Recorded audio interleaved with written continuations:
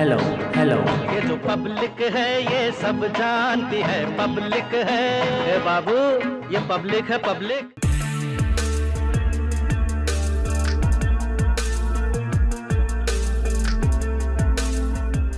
2022 में विधानसभा चुनाव होना है। ऐसे में युवाओं का भाग्य विधाता कौन बनेगा? हम आजमगढ़ में हैं, सिवली कॉलेज है और यहाँ पे हमारे साथ कुछ युवा जुटे हैं। इनसे ही जानेंगे, इनके मुद्दे जानेंगे और किन मुद्दे पे इस बार युवा वोट करेंगे वो जानेंगे। कुछ फर्स्ट टाइम वोटर होंगे, उनसे ही बात करेंगे, उनके मुद्दे जानेंगे। एक साथ पहले पूछते चलते हैं, युवाओं के लिए इस बार सबसे बड़ा मुद्दा विधानसभा चुनाव में क्या होगा? विधानसभा चुनाव में अगर मुद्दे की बात की जाए तो छात्रों के लिए, हम लोगों के लिए सिर्फ एक ही मुद्दा है, शिक्षा। अगर हमको शिक्षा चाहिए, जैसा कि आपने अभी कुछ दिन पहले इलाहाबाद की घटना को देखा, ठीक ऐसे अलीगढ़ में भी देखा, तो तमाम समय बदलता रहता है, चुनाव होते रहते हैं, लेकिन हमेशा उपेक्षा का शिकार सिर्फ शिक्षा होती है। और इलाहाबाद वाला जो मामला था तो उसमें तो चले लाठीचार्ज हुआ, लॉ एंड ऑर्डर को पहले हाथ में लेना, रोजगार के लिए उन्होंने हाथ में ले लिया। तो यहाँ तक लॉ एंड ऑर्डर को हाथ में लेना कितना आप सही मानते हैं? बिल्कुल भी सही नहीं है, ये बहुत ही निंदनीय है। मैं तो मानता हूं कि इस तरीके की लोकतंत्र में इस तरीके की घटना, मुझे लगता है कि इतिहास में पहली बार मैंने देखा है कि छात्रों के खिलाफ इस तरीके की जो व्यवस्था है, जो कानून व्यवस्था है, वो किस तरीके से पुलिस कर्मियों ने उनको दरवाजे को तोड़ा। दरवाजे पर भगवान श्री कृष्ण की फोटो तक लगी थी जो वायरल हुई थी, उसके ऊपर भी पुलिस कर्मियों ने हमला किया, उस फोटो को तोड़ा, दरवाजे को तोड़ा। हर हाल में ये दर्द बयां करने के लिए मेरी आत्मा जानती है कि छात्र कितने दुखी हैं। यहाँ पे जितने छात्र हैं उनकी आत्मा से कोई पूछे कि उनको कितनी तकलीफ है, जिन छात्रों के साथ इतना बड़ा अन्याय हुआ है वहाँ पे। ठीक है, प्रयागराज का आपने जिक्र किया। एक ये पूरे पूरे साल टीईटी और जो शिक्षक भर्ती को लेकर भी जिक्र रहा, लेकिन प्रदेश सरकार ने कहा कि हमने जितनी भी भर्तियां की उसमें भ्रष्टाचार नहीं रहा। तो आपको क्या लगता है? पिछली सरकारों की तुलना में देखा जाए तो इस सरकार में कम भ्रष्टाचार हुआ है। पिछली सरकारों का अगर देखा जाए, जितनी वैकेंसियां आई उसमें अगर आप किसी भी गांव में जाइए, किसी से पूछिए कि भाई पिछली सरकार में कितना भर्ती हुआ, कितना पैसा लिया गया, तो आपको एक आंकड़ा पेश कर देंगे लोग। और इस सरकार में जितनी भर्ती हुई, अगर आप किसी भी गांव में कहीं जाके पूछिए तो लोग कहेंगे भैया हमारे घर में ये हमारी लड़की हुई है या हमारे बेटे हुए हैं, वो उनको एक पैसा नहीं दिया गया, अपने तैयारी के बेस पे हुए हैं।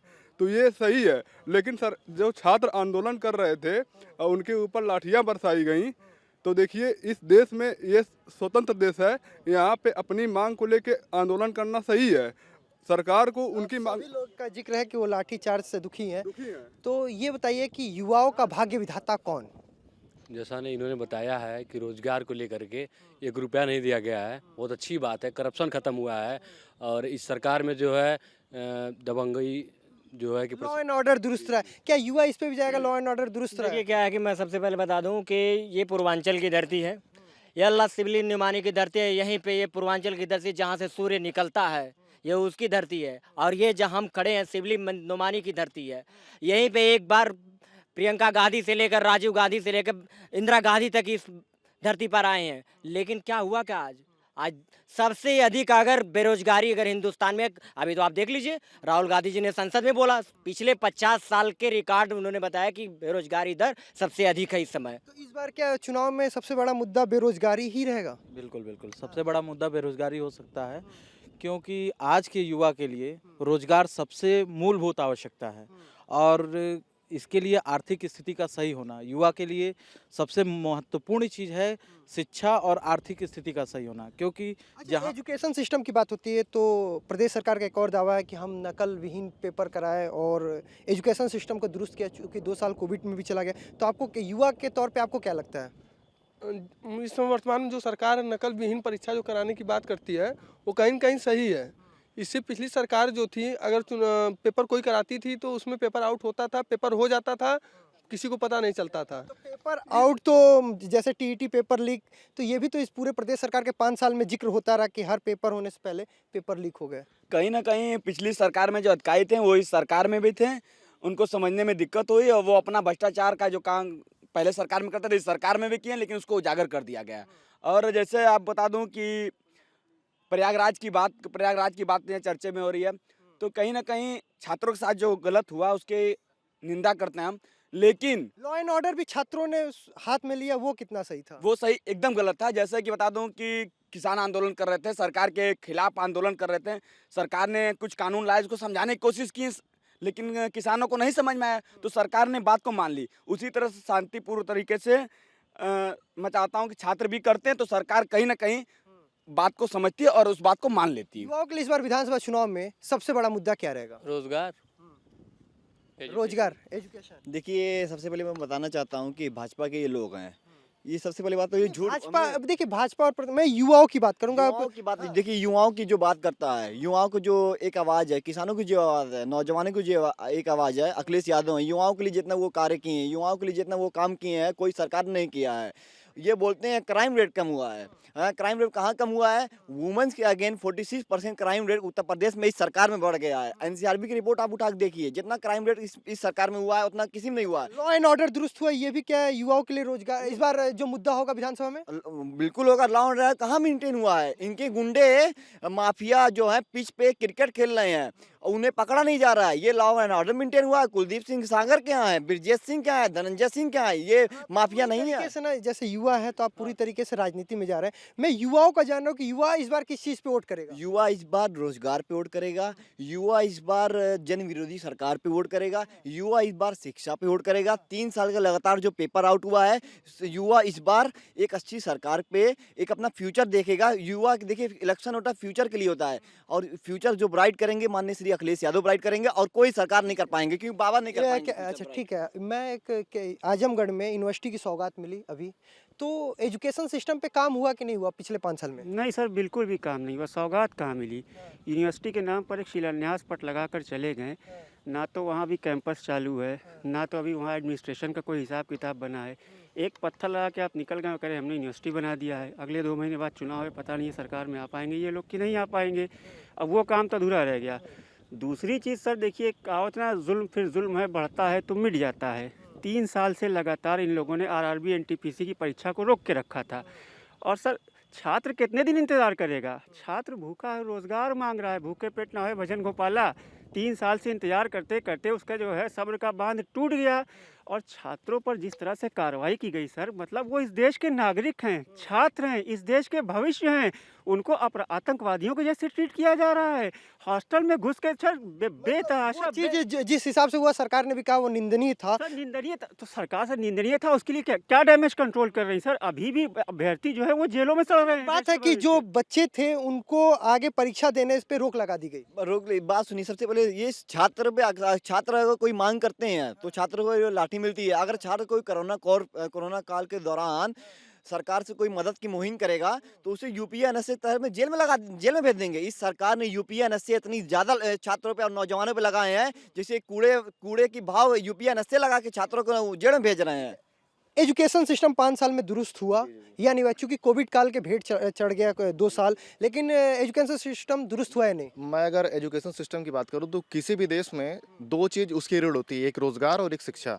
अगर हम शिक्षा की बात करें तो माननीय मुख्यमंत्री जी ने हमारे उत्तर प्रदेश के युवाओं के लिए अभ्युदय कोचिंग की शुरुआत की है, जिसमें जिले के सारे पीसीएस अधिकारी आते हैं पढ़ाने के लिए।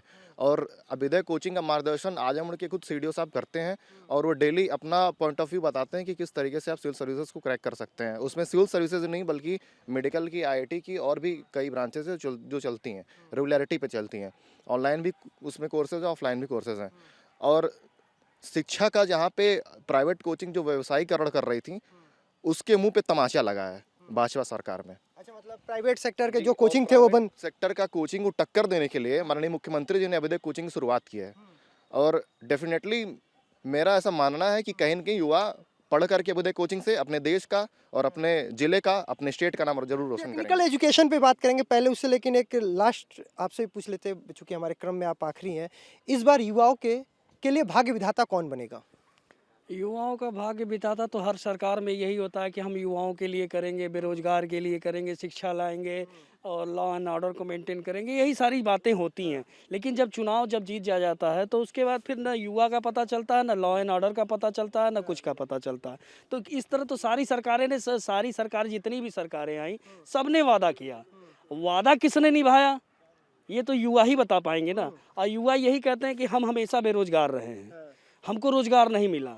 और सरकार का ये दावा रहता है कि हमने रोजगार दिया। यानी इस बार बेरोजगारी जो है वो प्रमुख मुद्दा युवाओं के लिए होगा। युवाओं से एक बात और जानते हैं कि टेक्निकल एजुकेशन पे सरकार का दावा था, टेक्निकल एजुकेशन पे हमने काम किया, तो क्या टेक्निकल एजुकेशन पे काम हुआ? एकदम हुआ। जैसा वेदर कोचिंग की बात हुई है तो यहाँ के डीएम एसडीएम खुद आके के क्लास लेते हैं, तो ये बहुत बड़े छात्रों के लिए बहुत अच्छी बात है। टेक्निकल एजुकेशन पे काम करने का दावा था जैसे, और प्रधानमंत्री का भी जो कौशल विकास योजना है उस पर भी काम हुआ, तो युवा शिक्षित हुआ लेकिन टेक्निकल भी एजुकेटेड हुआ। देखिए वो मुद्दा नहीं है। मुद्दा जो आज का जो है युवाओं का मुद्दा आप रख रहे हैं, तो युवाओं का मुद्दा आप ये इस बात पे क्यों नहीं बोलते हैं? इस बार सरकार क्यों अनदेखा करती है? युवाओं को यूपीएनएस से क्यों लगाया गया? जब युवा कुछ मांगते थे यूपीएनएस से क्यों लगा कि उन्हें जेल के पीछे भेजा गया है? कोई अगर मांग करता क्यों नहीं जेल के पीछे भेजा? युवा कहाँ है? युवा शिक्षा देख ही रहे हैं। 3 साल में कोई पेपर होता पेपर आउट कर दिया जाता है। युवाओं को कहाँ टेक्निकल एजुकेशन के बारे में सोचा जा रहा है? ये केवल जुमला है, जुमलेबाजी सरकार है, ये जुमलेबाजी करती है और कोई शिक्षा एजुकेशन पे हम बात करते हैं प्रधानमंत्री कौशल विकास योजना पे। प्रधानमंत्री कौशल विकास योजना के तहत लोग एजुकेटेड हुए टेक्निकली और जॉब मिला। प्रधानमंत्री कौशल विकास योजना में कई ऐसे छात्र जो वाकई में कौशल में अपने टेक्निकल में अपने हुनर को निखारा है और कहीं न कहीं निखार भी रहे हैं, और धीरे धीरे युवा उसमें बढ़ोतरी के कगार पे, विकास के कगार पे हैं, और टेक्निकल एजुकेशन कई मामले में यूपी भी उसमें अब आगे बढ़ रहा है। अब आखिरी में चलते हैं, सबसे जल्दी एक शब्दों में लेंगे कि युवाओं के लिए इस बार चुनाव में मुद्दा क्या होगा? विधानसभा चुनाव 2022 में युवा का मुद्दा क्या होगा? युवाओं का मेन मुद्दा यही होता है कि रोजगार। ठीक है, रोजगार, शिक्षा।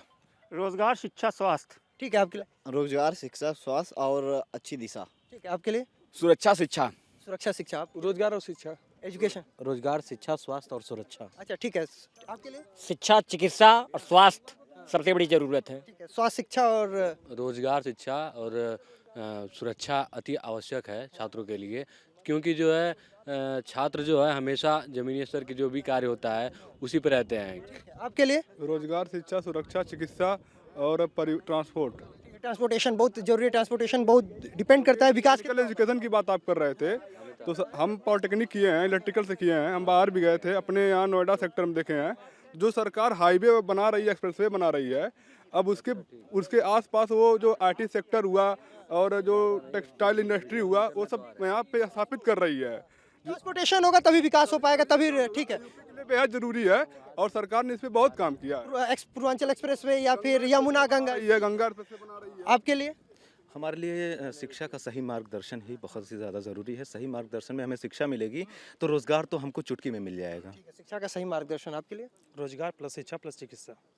तो हम युवा का कौन होगा भाग्य विधाता आजमगढ़ में सिवली कॉलेज में युवाओं से बात कर रहे थे। उन्होंने कहा सही एजुकेशन मिलेगा तो हम रोजगार झट से पालेंगे। अब तो ये वक्त बताएगा कि युवा किसको अपना भाग्य विधाता बनाता है। कैमरा पर्सन राहुल के साथ ब्रजेश तिवारी, आजमगढ़।